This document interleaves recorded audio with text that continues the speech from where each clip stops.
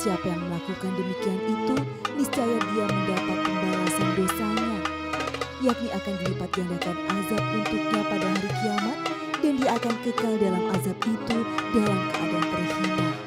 Kecuali orang-orang yang bertaubat, beriman, dan mengerjakan amal soleh, maka itu kejahatan mereka diganti Allah dengan kebajikan, dan adalah Allah Maha Pengampun lagi Maha Quran Surat Al-Furqan ayat 28. Assalamualaikum warahmatullahi wabarakatuh.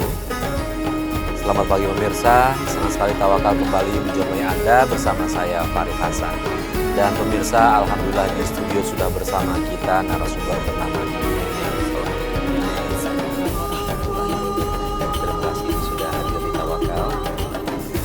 Dan pemirsa, selain Ibu Neneng kita juga sudah ada Bapak Ustadz Muhammad Ziyad. Assalamualaikum Pak Ustadz. Waalaikumsalam warahmatullahi wabarakatuh. Lagi-lagi terima kasih Pak Ustadz sudah bersama kami di Tawakal. Ya, langsung aja nih Pak Ustadz dan pemirsa di rumah. Ibu Neneng ini punya masalah dengan kehidupan rumah tangganya Pak Ustadz. Nah, untuk lebih detailnya lagi, lebih jelasnya lagi, silakan Ibu Neneng boleh bercerita ke kita. Saya tuh Mas sudah menjalani pernikahan itu selama 14 tahun. Sudah 14 tahun. Memang kalau dibilang untuk bilang cukup, kami belum merasa cukup Cukup maksudnya dalam dalam ekonomi. ya. Karena suami saya soalnya seorang pedagang minuman di terminal. Dan kami sudah dikaruniai anak dua.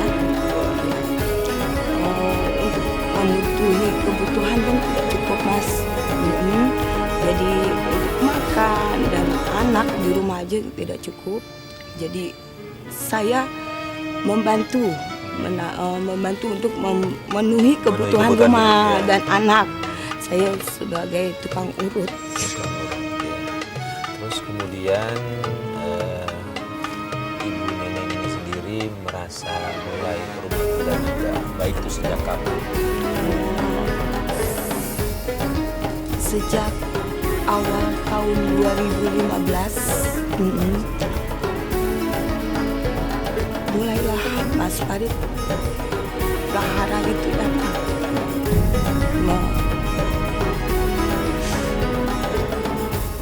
Untuk di diri saya, suami saya sudah mulai berubah. Kami sudah mulai tingkah aneh, bahkan dia jarang pulang untuk memenuhi kebutuhan kami. Untuk anak dan keluarga itu tidak pernah. Jarang pulang dalam arti kata bisa beberapa hari atau bisa berbulan-bulan? Bisa beberapa hari dan sampai minggu. Iya. Ya, di situ tidak pulang. Sekalinya pulang, dia dalam keadaan mabuk.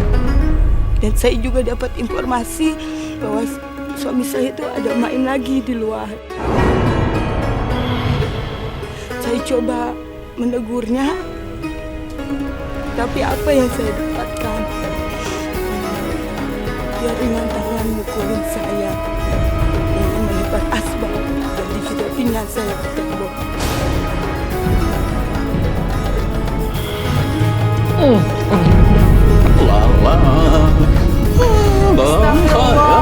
Mas, kamu dari mana aja? Kenapa baru pulang sekarang, Mas? Berisik loh. Gue ngantuk mau tidur, minggir. Mas, kamu mabuk. Jadi begini kelakuan kamu di luar. Mas, jawab pertanyaan aku. Kenapa kamu kayak gini sekarang, jangan Mas? ngatain hidup gue. Minggir. Mas, aku malu punya suami kayak kamu. Kamu nggak bisa ngedidik keluarga ini dengan baik. Kamu ya, kamu berani ngajarin gue ya? Wanita sialan.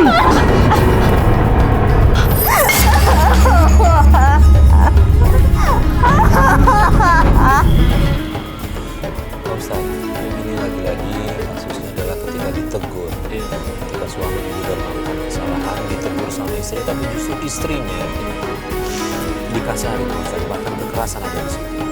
Memang beginilah. ini kan sesungguhnya memberikan pelajaran kepada kita semua, para pemirsa sekalian, bahwa orang yang berumah tangga harus diingat bahwa tujuan rumah tangga itu adalah seperti yang digambarkan dalam Al-Quran, yaitu untuk mendapatkan sakinah, ketenangan lahir dan batin. Lalu mendapatkan mawaddah, mendapatkan cinta. Jadi istri mencintai suami, suami mencintai istri. Dan mendapatkan warahmah, kasih sayang. Nah, ketiga-tiganya ini adalah, saya sering menjelaskan, ketiga-tiganya ini bukan terpisah sendiri, sakinah sendiri, tapi ini adalah merupakan satu kesatuan. Sakinah itu adalah salah satu bangunannya adalah mawaddah. Kalau nggak ada mawaddah, maka ada orang dimulai dengan rahmah dulu, baru kemudian melahirkan mawaddah. Nah, di awal tadi pernikahan ibu tadi sudah benih-benih mendapatkan. Tadi ibu menjelaskan bahwa suaminya bekerja, mohon maaf tadi jualan, misalkan tadi bisnis kecil-kecilan dimulai dan belum cukup. Saya kira ini adalah proses dalam rumah tangga.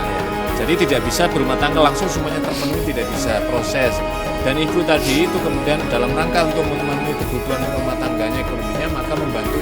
Ini juga merupakan tugas yang mulia. Jadi kewajiban dasar untuk menafkahi itu adalah ada pada seorang suami.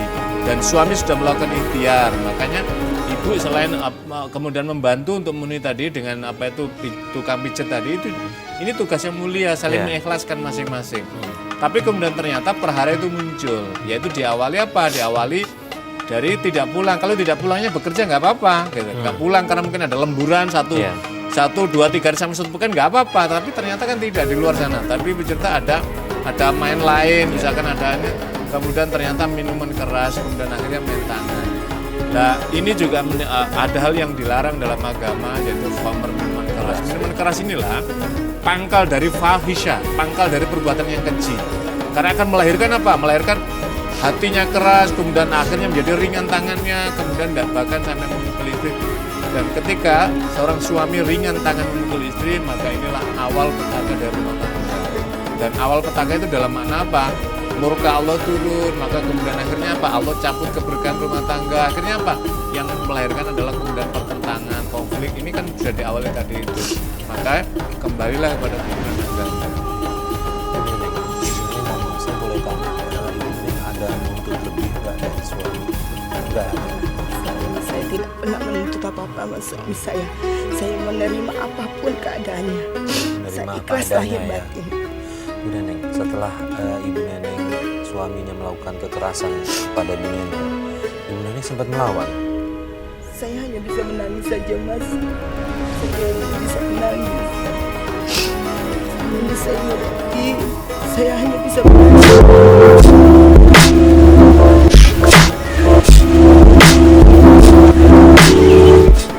Berdiam diri.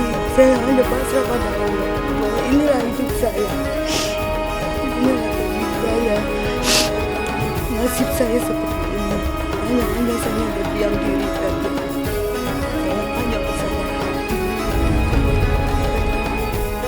Bu Neneng, saya mau tanya soal yang tadi, karena suaminya Bu Neneng punya wanita idaman lain. Iya.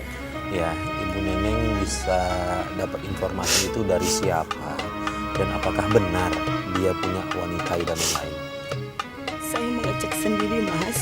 Saya datang ke terminal, pas suami saya datang. Awal mulanya teman-temannya semua menutupinya. Saya tanya, tidak tahu keberadaannya. Bahkan suatu saat istri dari teman saya tuh menceritakan semua kejadiannya, bahwa suami saya sering ketemu wanita, bahkan sampai kontrak. Ustaz, memang lebih dari satu itu diperbolehkan, tapi apakah semudah itu bisa menyakiti istri pertamanya gitu, Ustaz? Tuntunan agama memang ada, kalau kita meminjam istilah Syekh Muhammad Abdi itu, bahwa hukum dasar pernikahan itu monogami. Tapi ada ruang seorang suami itu berpoligami. Berapa jumlahnya? Masna, wasula, sewa ruba. 2, 3, 4 batas maksimal. Lah para ulama menafsirkan ayat fankihu ma tobalakum minan nisa masna wa sulasa wa ruba ini tidak mudah gitu loh. Jadi ada persyaratan-persyaratan. Salah satu yang ditekankan oleh Nabi itu adalah al-adil, keadilan. Adil apa? Adil secara ekonomi, adil dalam bentuk kasih sayang. Jadi kalau di dalam banyak riwayat menjelaskan, misalkan kalau kita mencontoh, Nabi misalkan para istrinya diberi ada ekonominya dibagi rata, kemudian ada jadwal kalau malam ini dengan Aisyah, besok malam dengan istri yang lainnya, misalkan Hafsah dan lain-lainnya. Nah ini tadi kan kalau kita lihat persyaratan dasar saya nggak terpenuhi Mas Arif. Yang pertama adalah aspek ekonomi. Jadi orang tidak mertawa ini sunnah Nabi melakukan tidak. Jadi aspek ekonomi. Yang kedua ada hal lain lagi, tidak semata-mata ekonominya, tetapi juga kasih sayang ini juga landasan pemahaman keagamannya mesti kuat. Nah ini kan yang ketiga apa? Mesti memang tidak ada persyaratan kalau kita buka harus misalkan istri pertama mengizinkan itu administrasi negara mengizinkan syarat administrasi negara. Tapi di luar itu tidak ada kewajiban itu. Tapi kan harus ada kerelaan tadi itu, jangan sampai maunya ini berpoligami menghubungkan dua orang tapi justru menimbulkan konflik agama, mencegah perbuatan semacam ini. Berarti ini tidak dapatkan rasa adil tadi itu ya. Nah, apalagi yang oleh Ibu Dede tadi kan dijelaskan tidak pulang, ekonomi juga terbatas, dan setelah itu kemudian mabukan, mental, ini tentu jauh dari tuntunan yang dimaksudkan oleh agama, bahkan ini sudah melanggar. Jadi ketika berminuman, kemudian kontrakkan, kemudian tanpa sepengetahuan istri yang pertama, dan apalagi ini statusnya juga diperdebatkan, misalkan ini juga tentu agama tidak mengizinkan praktek yang semacam ini. Jadi tidak hanya keadilan tapi justru rasa sakit yang dia rasa tidak boleh. Jadi tidak boleh melakukan semacam itu, tapi justru kemudian menyakiti dan kemudian menindas hak istri yang pertama yang dilaluinya ini, yang dinikahinya ini. Tahu informasi mereka sudah menikah atau tidak menikah? Tidak. Tidak. Artinya hubungan mereka di luar pernikahan. Iya.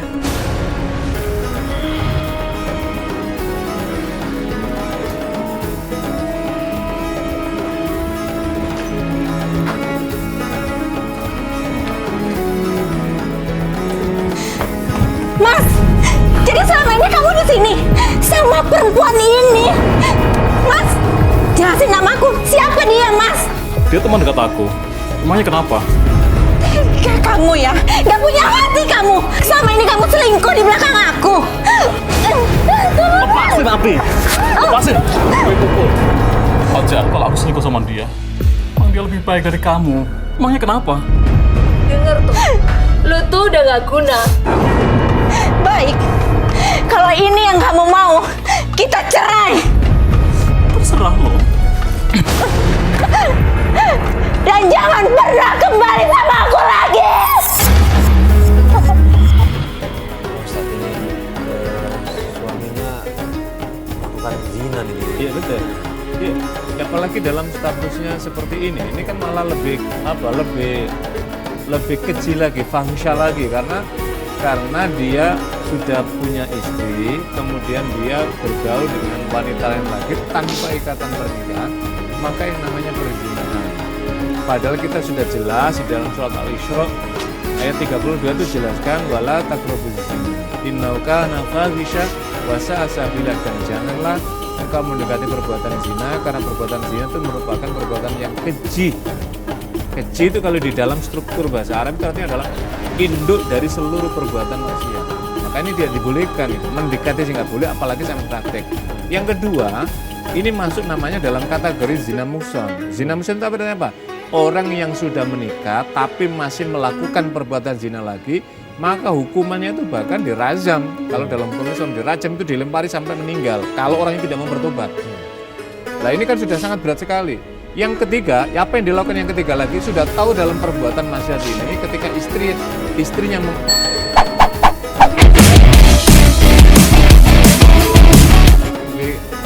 lagi, ini tidak hanya melanggar aturan agama, tapi kalau dalam hukum negara, undang-undang KDRT kekerasan dalam rumah tangga ini masuk dalam kategori itu. Jadi ketika istri keberatan kemudian masuk mengajukan ke pengadilan, maka pengadilan tidak hanya memutus keluarganya tapi juga memberikan denda kepada suaminya tadi itu karena dianggap pertama melanggar tadi, yang kedua melanggar melalui kekerasan dalam rumah tangga terhadap istrinya. Nenek, setelah kejadian itu suami Bu Neneng pulang atau sudah tidak pulang sama sekali? Awalnya pergi, tidak pulang-pulang, sampai akhirnya dia datang kembali. Meskipun hati masih luka, saya demi anak-anak Pak Ustadz, saya terima lagi, saya maafkan lagi. Tapi selama 2 bulan seperti itu lagi. Dia melakukan hal yang sama? Iya. Mohon maaf, dengan wanita yang sama atau yang berbeda? Tidak, yang berbeda. Terus gimana anak-anak ini? Anak-anak saya tetap mencari ayahnya. Tapi saya bilang ayahnya sedang keluar kota, sedang ngantar saudara yang sakit. Demi kejiwaan anak-anak saya, Mas Farid, Pak Ustadz, saya tidak ingin anak-anak saya kehidupannya, jiwanya terganggu dengan keadaan. Saya berusaha sendiri, saya melukai sendiri dengan mencuci Rizka di depan.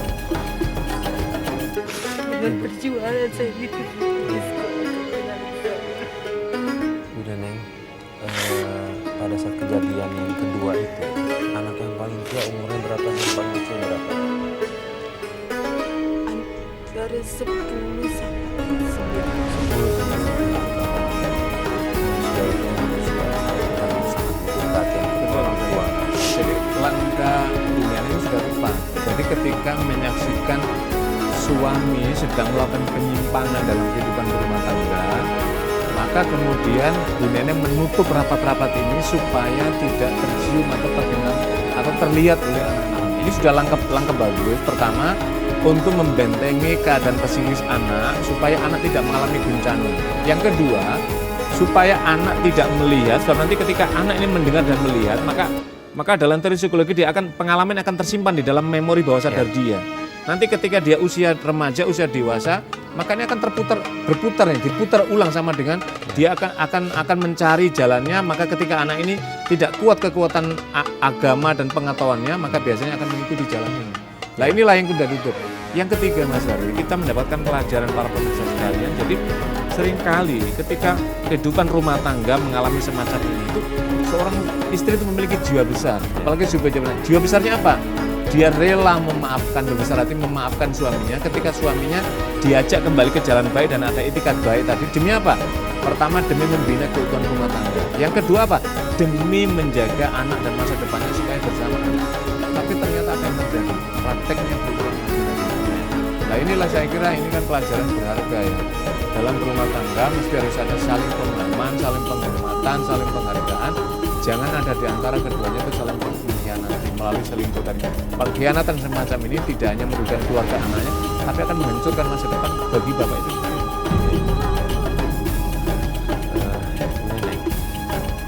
Kemudian setelah Ibu Neneng tahu dia sudah yang kedua kali melakukan selingkuh, apa yang Ibu Neneng lakukan? Saya berusaha sabar hati dengan menjalani kehidupan bersama anak-anak saya. Suami balik ke rumah meminta maaf kembali. Saya masih terima. Walaupun sudah 2 kali. Ya. Sampai 2 kali dia minta maaf. Saya maafin, saya ikhlas. Karena saya demi anak-anak saya. Dan begitu selanjutnya ternyata terulang lagi dan lebih muda lagi Umurnya lebih muda. di kosannya. Dan suami pergi, saya menegurnya. Dan pada akhirnya anak saya di bawah 1. Yang paling tua atau yang paling kecil? Dua. Yang paling tua. Jadi Mas Farid ya, ini lagi-lagi ini kan saya ingin bertanya lagi, bagaimana Bu hikmah praktek Bapak ini dalam aspek keagamaan? Dia masih ikut tuntunan enggak? Jadi Ibu menyaksikan tadi, jadi awal mula kenapa praktek terjadi Mas Farid? Ini kan karena benteng pertahanan keagamaan. Ketika imannya sudah menipis, terus lingkungannya yang lebih bebas tadi itu, peluang ada, maka hilanglah daya tahan karena ibu dan tidak ada daya tahan lagi karena kan jauh, tidak terlihat, tidak menyaksikan, tidak mengawasi, kira-kira begitulah. Imannya tidak ada lagi berfungsi, maka orang kemudian terjerembab. Yang kedua, ini kan apa, Pak? Yang suami tadi kalau kita lihat dari karakternya memang sudah karakter tidak baik. Ya. Seharusnya mengambil pelajaran ketika yang praktek penyimpangan pertama tadi, ketika sudah dimaafkan istri, mestinya sudah kembali pada jalan baik. Tapi ternyata diulangi yang kedua kali, diulangi yang ketiga kali. Bahkan kasus yang ketiga ini kemudian membawa anak perempuannya. Yang kita khawatirkan, anak perempuannya menyaksikan praktek penyimpangan yang dilakukan oleh bapaknya ini, maka nanti berpotensi kuat sekali anaknya akan berimitasi, akan meniru dia. Meniru pada saatnya dia akan mencari jalannya sendiri ya, karena apalagi sudah jauh dari pantauan daripada ibunya. Tentu kita mendoakan tadi itu. Yang berikutnya adalah hal yang penting bagi ibu di tengah keterputusasaan dan dikhianati yang bertubi-tubi dengan 3 kali ini. Ibu jangan sampai putus-putusan mengharapkan berdoa kepada Allah. Dengan harapan apa? Mudah-mudahan Allah masih membukakan pintu maaf dan memberikan hidayahnya. Kalau misalkan ibu mau mengambil jalan, sudahlah, ini sudah kayaknya nggak ada potensi berbuat baik lagi. Mengambil jalan tadi misalkan mencari orang untuk mendamaikan, kalau nggak ada lagi pengadilan, ya itulah mungkin jalan yang bisa ditempuh. Ya. Ibu Neneng sudah pernah coba cari di mana keberadaan anak Bu? Saya sudah mencoba berusaha menemui anak saya, tapi dia benci saya. Berarti udah pernah ketemu? Iya, saya ketemu di sekolahnya, tapi dia pergi, dia membenci saya. Kenapa boleh tahu kenapa dia? Karena ayahnya mau fitnah saya. Sejak anak saya benci sama saya, nggak mau ketemu dengan saya. Dapat informasi kalau ayahnya kita itu dari siapa? Dari anaknya sendiri, ke teman-temannya. Oh, anaknya bercerita kalau yang Neneng ini mohon maaf tidak benar gitu urusan. Iya seperti itu. Jadi ini kan ini ya. Iya. Kalau dalam pandangan agama, ini bapak ini yang seharusnya memberikan pendidikan yang baik, atau kalau nggak mampu memberikan pendidikan yang baik, dititipkan di lembaga pendidikan. Yang kedua, melakukan pembinaan. Ini kan dua-duanya tidak dapat ini. Tidak, ya. Justru yang terjadi adalah menanamkan nilai-nilai pada anak tentang kebencian pada ibunya. Justru mestinya ketika orang tua, laki-laki ini misalkan dalam keadaan seperti kasus Bu Neneng ini, seharusnya adalah menutup praktek ini. Yang kedua, tidak boleh mengajarkan anak benci pada ibunya dengan cara memprovokasi dan memfitnah tadi. Ini kan berbahaya. Mental anak akan makin rusak. Karena apa? Akhirnya membenci pada ibunya. Nggak ada lagi itu benteng penumpang untuk menanamkan, menjaga moral dan nilai yang baik pada anaknya tadi. Yang terbawa adalah nanti akan praktek pada bapaknya, ini akan dia saksikan, akan dia ikuti dan akan dia tiru. Ini yang berbahaya. Tentu ibu sebagai orang tua biasanya anak itu memiliki kedekatan. Jadi ada sinyal kuat pada batin ibu pada anak. Yaitu jangan intinya di tengah malam dalam ibadah menengadahkan tangan memohon Tuhan. Pertama apa? Mudah-mudahan Allah memberikan hidayah pada suami. Yang kedua yang terpenting adalah mudah-mudahan Allah menjaga anak ibu, jangan sampai mengikuti jejak ayahnya yang tidak baik, menyaksikan yang tidak baik tadi itu. Yang kedua, mudah-mudahan Allah melindungi anaknya agar anaknya tetap dalam koridor agama yang baik. Ini saya kira sudah langkah yang bagus Ibu, langkah yang bagus. Bagaimanapun ini amanah Allah, Ibu punya tanggung jawab dan untuk masa depannya untuk anaknya. Ya Ibu, ternyata ini anak Ibu, alhamdulillah. Di sini. Ngapain di sini? Kangen dia mau peluk kau deh. Kangen mau peluk.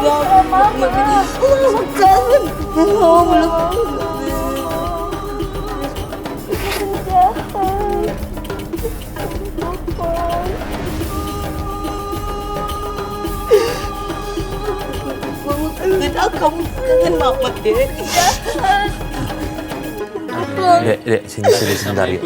Di sini sama Om dulu sini sebentar yuk. Baik, ibunya ingin sama adek. Dulu. Ya. Gini, namanya Nadia betul? Iya, Nadia ini ibunya Nadia. Ingin sebenarnya minta maaf. Iya. Sebenarnya kalau dari ceritanya sih nggak ada yang salah dari ibu Nadia. Cuma ini seorang ibu mau minta maaf sama anaknya yang belum ngerti apa-apa. Mungkin Nadia juga belum tahu masalahnya seperti apa dan kita juga nggak akan cerita. Tapi coba dengarkan dulu. Ibu Nadia dia mau ngomong apa? Silakan. Dek, maafin Mama. Karena fitnahan Bapak kamu belum mengerti kesalahan Mama di mana. Tapi Mama yakin kamu akan mengerti. Kamu dewasa, kamu akan mengerti semuanya, Dek. Mama bohong. Mama penjahat. Mama penjahat di mana, Dek? Mama penjahat di mana, Dek? Saya mau tahu, Dek. Mau tahu, Dek. Bu Neneng, Mau Bu Neneng tahu, coba Dek. pelan-pelan dulu Bu Neneng. Ini anak-anak, dia mungkin masih shock, masih belum ini kan jauh dari Bu Neneng. Coba ngomong pelan-pelan. Kamu tidak melihat mamamu sendiri, Dek. Mama bohong. Mama kangen, Dek. Mama kangen, Dek. Mama tapi bohong. Bohong di mana, Dek? Nadia kenapa dari tadi ngomong mamanya bohong? Kenapa? Mama pembohong. Mama yang Nadia dengar apa soal tentang mama? Mama pembohong. Gini, Nadia, Pak Ustadz, seorang ibu nggak akan pernah untuk menyakiti anaknya. Jadi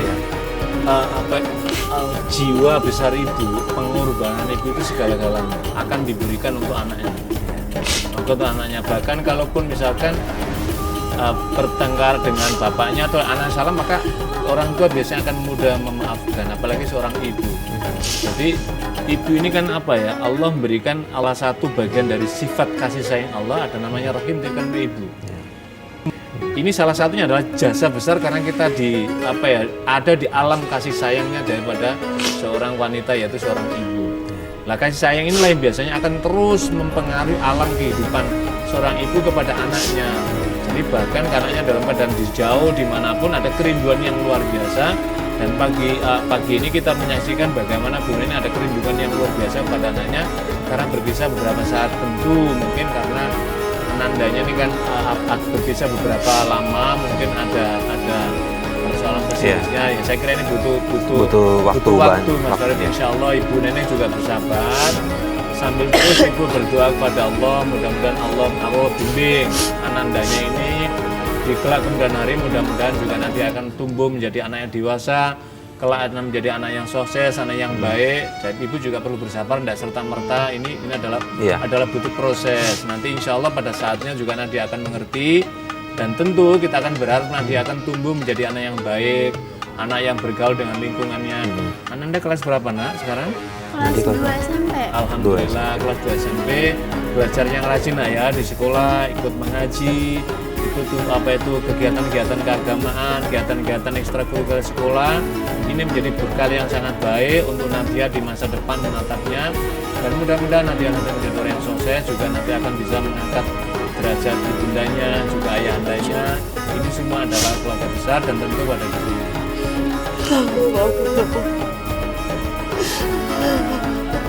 Mama sayang Nadia, Mama sayang.